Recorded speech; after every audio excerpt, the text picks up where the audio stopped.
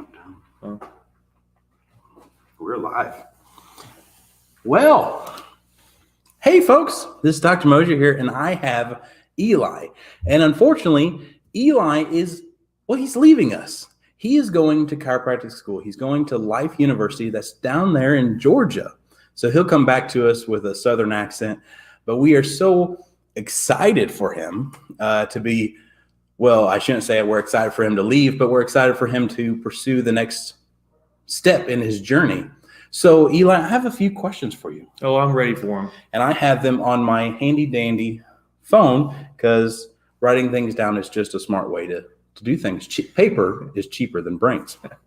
So what made you choose to become a chiropractor rather than a pastor? And I really thought of this question because a couple weekends ago at church, you provided the sermon. Yeah. And you did a really good job. Yeah. So what Dr. Mosier is talking about, I actually did do a couple of guest speaking opportunities at Canton Christian here in Salem, Indiana. I really like the Bible, obviously. I love the story of Jesus. So those are things I enjoy doing. Actually went to school at Ball State for journalism. So that's something I like to do is just get up in front and present. And when it's something that I like, it makes it so much easier. So appreciate Chris coming to watch this. I appreciate everybody that came and watched it. But back to your original question, how did I choose chiropractic? Well, I'm the first person in my immediate family to go to college. So went there on student loans. Student grants, just awarded. So I wasn't 100% sure what I was getting myself into. Chose Ball State because it was an Indiana school and I really liked David Letterman. So I said, well, he's in this journalism thing. I could probably do the same thing. So tried it out. Didn't totally love it, to be completely transparent.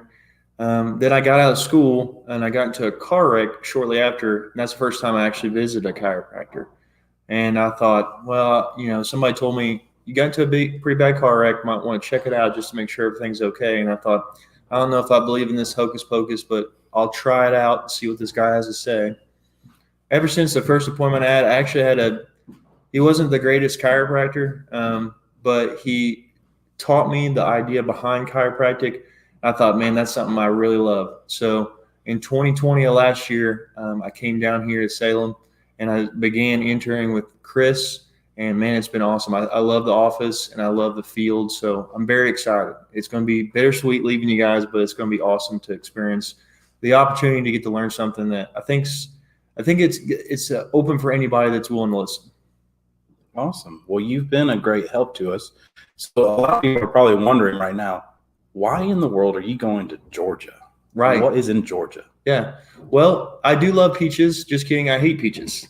But Georgia is a pretty cool atmosphere. But the main reason I chose it was, believe it or not, there's only 17 chiropractic colleges in the United States. It's a relatively hard thing to find as far as colleges go. And each college is totally different. They teach different philosophy. They teach different ways of adjusting. So I really narrowed it down by choosing things that, I'm looking for as far as philosophy goes and as far as adjustment techniques and things like that go. I ended up choosing Life University, which is one of the biggest, if not the biggest, chiropractic campus in the United States and in the world. I didn't choose it because of the size. I just really liked the philosophy, the way that the university was set up, and a couple of the folks I met down there as far as leadership. I thought it was a really good fit. I checked out a couple of schools, but that's the one I chose, and it just happens to be located in Marietta, Georgia. It's just a little bit outside of Atlanta. So going from Salem, that's a small town, to Atlanta, that's a big adjustment, but I'll be on the north side, so hopefully not so much in the downtown area. That's good. That's good. As we're doing this interview, I'm just remembering a conversation that I had with one of my mentors, and we were talking about, how do you define success? And this guy, he said, when your mentee, the person that you're training, surpasses you. And so with Eli, I'm so excited because I foresee him doing amazing things, not only in this community or whatever community that he chooses, but he's going to be a phenomenal chiropractor. So it is extremely important to me, and I'm very curious on this question, but from this experience, you've been with us about a year. What did you learn? Yeah. So I've learned a lot. I told Chris and Ellen when I first came here, I really just wanted to understand how the office operates and what this job looks like on a day-to-day basis. Because for me, I thought, going to college, you're going to learn quite a bit about the actual chiropractic knowledge, the education side of things. But I wanted to know kind of what does it look like, on the ground. And one thing that I think that I kind of underestimated or learned as I went through the process is just how much of an impact a business like Chris and Ellen's can make on a community. So I was born and raised in Salem. I love Salem a lot, but I will admit that sometimes Salem's a little bit behind when it comes to health trends. So I was surprised to see that Chris and Ellen came to Salem, place where I was born and raised. And I actually moved back. I lived in Fishers 2 years after I went to Fishers, Indiana. I went 2 years there after I graduated Ball State. I actually came back to Salem because I thought it'd be a neat opportunity to work. And one thing that I noticed, it's kind of partial to me, is it just massive impacts on each and every person's life that comes through here. And it's extra special because it's, something I grew up in, I consider my community. But Chris and Ellen has done a great job of making it their community too. So when they go out to serve somebody, that's what happens every single time we open the door, is just to serve people. Sometimes it's the adjustment, but sometimes it's also other things. It could be just talking to them and just helping them out, get through things. Chris says a lot of times we're like church. We just want to welcome one more in. And that doesn't always mean an adjustment. Sometimes it means just hearing out your story, because he believes, and I believe, everybody has their own story to tell.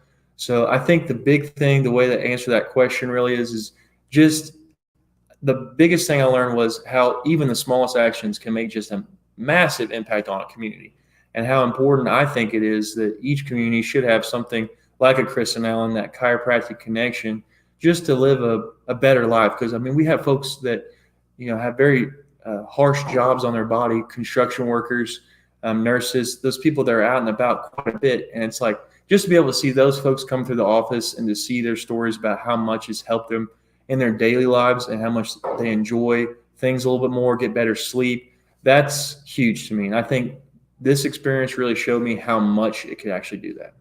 Well, I'm extremely happy that's your takeaway. I was really expecting like how I adjust or how I take x-rays or, all the technical things, but he took away really the deeper meaning of we're here to make an impact. Mm-hmm. Now I got to ask you, what is the most fun thing about the office, or just a funny experience? Yeah.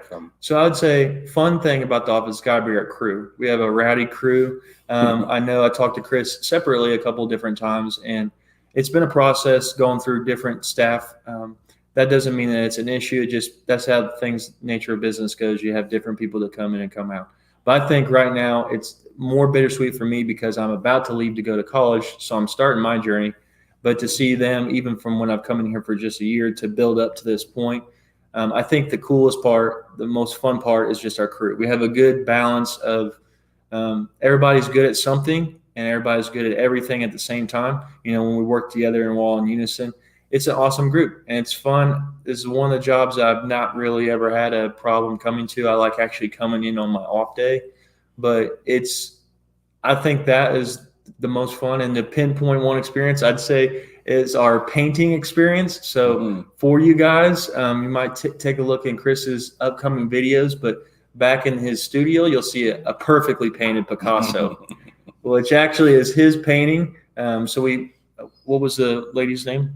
Cindy Ryblin. Cindy Ryblin does a painting excursion, I'll call it, here in Salem, Indiana. So we took our crew out there and she taught us how to paint. We painted some crosses, and it was just a very fun, wholesome experience, I think, because we oftentimes work a lot in here. Not so much me and Chris, but the ladies do a great job. And I think to get us in a different atmosphere where we're all kind of being silly and having fun, it just really brings out the personalities in everybody. And I think that's something that I hope when I get older and I'm in a practice of my own, that the group will be as cohesive as we have here. Because I think even when we have somebody out, we definitely feel it.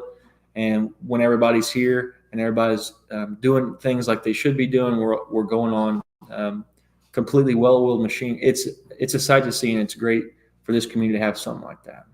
Wonderful. Well, I have a silly question for you, and the reason why I say it's silly is you are about to embark on a 4 or 5 year journey getting your doctorate degree, and life changes. It's going to go up, it's going to go down. But as of right now, what is your future goal? Yeah, so it's kind of hard, like you said, because time will change a lot of those things. But if I was to say right now, I would love to be in a position where I'll have my own practice at some point. I would love to see it here in Salem. We'll see what happens in 4 years, 4 or 5 years.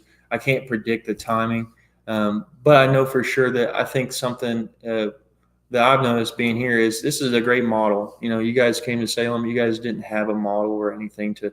Sure, you had some people that you were working with, but you didn't have a model kind of like this. And I think this is a good model for me.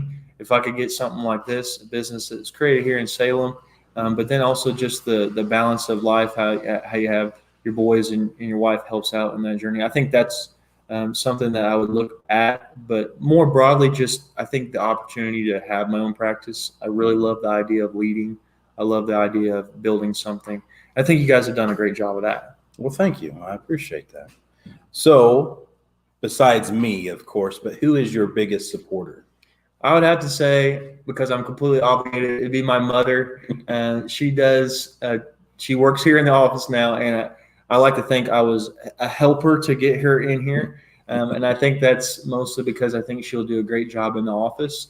But she has always been there and said, even when I came to her originally, and I said I was going to go to college, she was all supportive for that. And then once I got out and said, I'm looking at something different, even when I brought up something like chiropractic, which sometimes people think is a little bit strange, she was fully supportive, so much so that she actually came into Chris's. We worked on her for a little bit, and now she's a staff member here. So if anybody's bought into the idea that I'm trying to buy myself into, it had to have been her. So I would consider her probably my biggest supporter. That's wonderful. I don't know if I've ever told you this, but my mom, on my graduation day, when I told her originally, I'm going to be a chiropractor, you know what she said? I don't know. Well, I'll tell you. She said she would have rather me be a male stripper. And I know my mother's going to see this, and she's a big fan of it now, a big fan of getting adjusted. But I do think I would have done quite well as a male stripper. You got to echo that. I think I would come and check you out at least once. Oh my. So I guess the community is safe and sound that I am a chiropractor and not what my mother suggested. But at the time, she was not a big fan of the chiropractic thing. But, the last couple of questions, will you miss us? Yeah, that's actually one of the things that I think is most difficult. So with this video, it's going to be on our page, and I would highly encourage you guys to like Thriving with Chiropractic and Mosier Family Chiropractic Facebook page, because hopefully this is the start of it. Chris has told me that he'd like to keep up with me on my journey. So hopefully we'll be producing a couple more videos for you guys just to kind of keep up with us.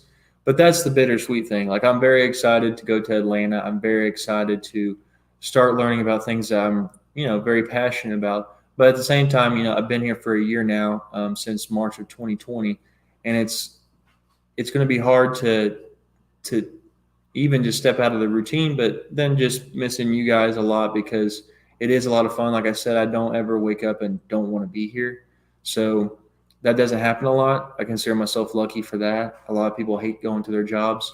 I don't hate coming here. I'm going to hate leaving more. But I think that everything happens for a reason, and I don't think it's a final goodbye.